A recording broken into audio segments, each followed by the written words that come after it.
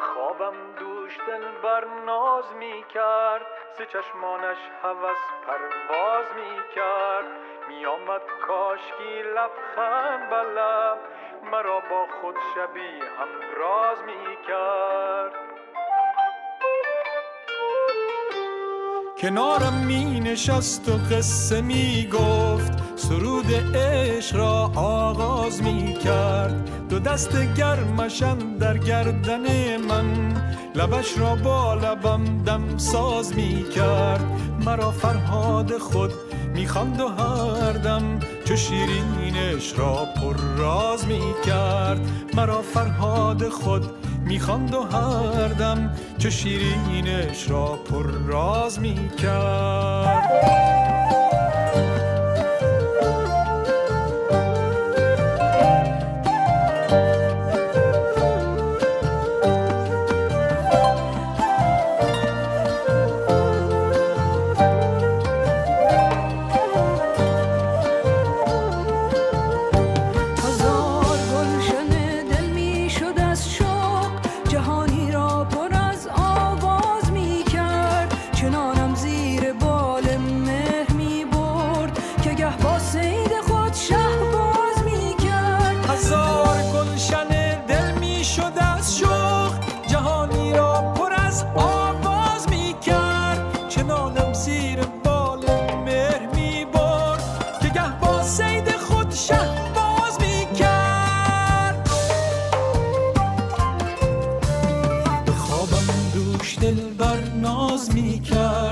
چشمانش هوس پرواز می کرد. می آمد کاشکی لبخند بر لب، مرا با خود شبی همراز می کرد.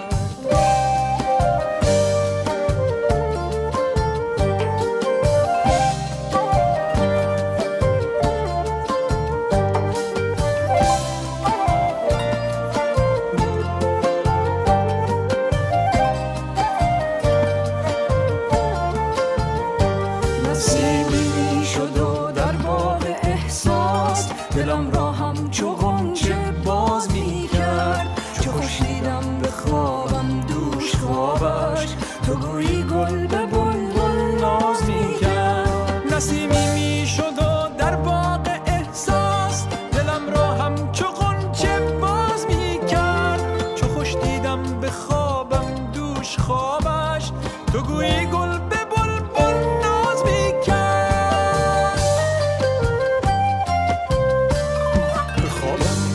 دل بر ناز می کرد، ز چشمانش هوس پرواز می کرد. می آمد کاشکی لبخند بر لب، مرا با خود شبی همراز می کرد. به خوابم دوش دل بر ناز می کرد، ز چشمانش هوس پرواز می کرد. می آمد کاشکی لبخند بر لب، مرا با خود شبی همراز می کرد.